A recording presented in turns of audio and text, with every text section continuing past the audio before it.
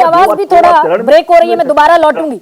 धड़कनें तो लेकिन बढ़ी हुई होंगी ना, विधानसभा का चुनाव, पिछली बार का लोकसभा चुनाव, उस सब जो है वो कहीं तो धड़कनें बढ़ा रहा होगा। लेकिन प्रत्यूष, सिर्फ मोदी मैजिक मानूं मैं, पश्चिम बंगाल में बड़ा नेता आपके पास कोई है नहीं, मास लीडर कोई है नहीं, और 42 में से 35 सीटें जीतने का टारगेट रख लेते हैं आप।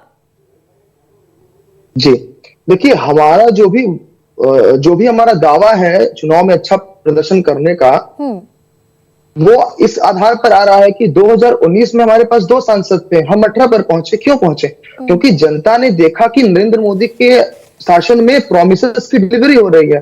नरेंद्र मोदी जी ने जनधन अकाउंट खोलकर, मैं 14 से 19 की बातें कर रहा हूं, जनधन अकाउंट खोलकर सभी देश की जनता को एक सूत्र में बांध दिया।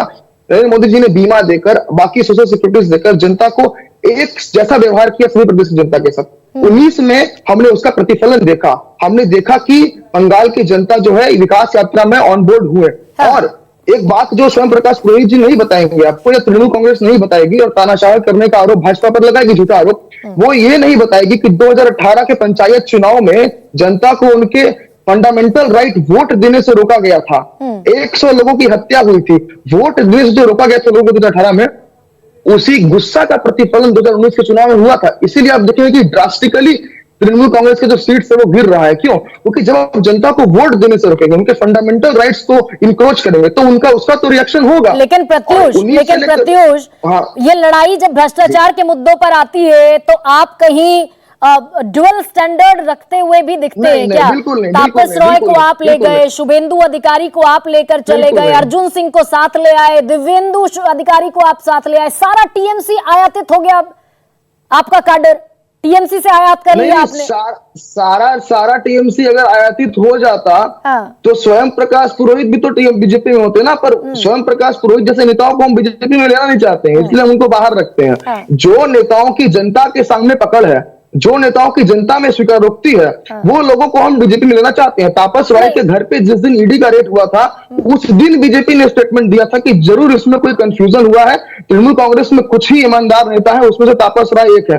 उस दिन हमने कहा था। और शुभेंदु अधिकारी के बारे में प्रत्यूष, मैं बता देता हूँ, शुभेंदु अधिकारी तो रिश्वत लेते हुए कैमरे में पकड़े गए। मैं बताता हूँ। बाकी जो भी केसेस हैं, कोई भी केसेस को हमने बंद नहीं किया, पूरी जांच हुई है। इवन मुकुल राय जी जब बीजेपी में थे, बाद में वो टीएमसी में चले गए विभिन्न परिस्थितियों में, जिस समय वो बीजेपी में थे तब भी उनको 3 बार पूछताछ के लिए बुलाया गया था। तो भ्रष्टाचार से हमारा 0 टॉलरेंस है। और मैं आपको एक बात स्पष्ट कर देता हूँ, 19 से लेकर 24 के बीच में हालांकि ये बात छुपाया जा रहा है, पश्चिम बंगाल में सबसे अधिक उज्ज्वला की लाभार्थी महिलाएं हैं। पश्चिम बंगाल में सबसे अधिक लखपति दीदी महिलाएं हैं, जो झाड़ग्राम, बांकुड़ा, बिष्णुपुर, लालगढ़ ऐसे इलाकों में है, नक्सल प्रभावित क्षेत्रों में लखपति दीदियां हैं।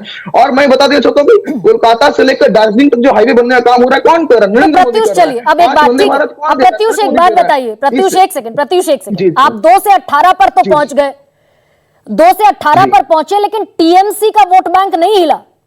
टीएमसी के वोट बैंक में, टीएमसी के वोट शेयर में इजाफा हुआ। आपको जो वोट शेयर मिला वो लेफ्ट का मिला और कांग्रेस का मिला, लेकिन अब लेफ्ट भी 0 पर और कांग्रेस भी 0 पर, तो अब कहां से वोट शेयर बढ़ेगा आपका?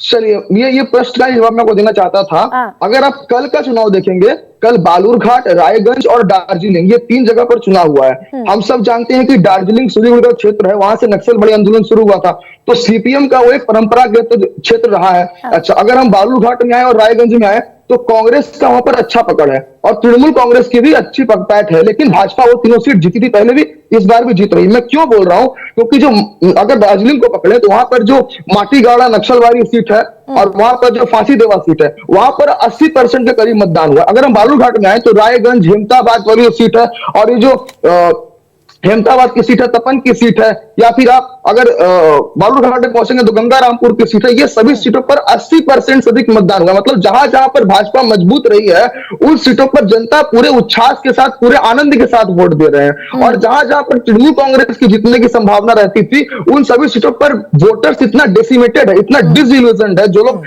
परंपरागत वोटर्स है कांग्रेस के और लेफ्ट के और टीएमसी के, उनको पूरा विश्वास है कि अब की बार तो 400 पार हो रहा है, तो वोट देकर कौन बर्बाद करेगा अपना वोट? कौन इतनी धूप में जाएगा? चलिए, आप प्रत्युष कम से कम 400 पार कह रहे हैं। भाजपा का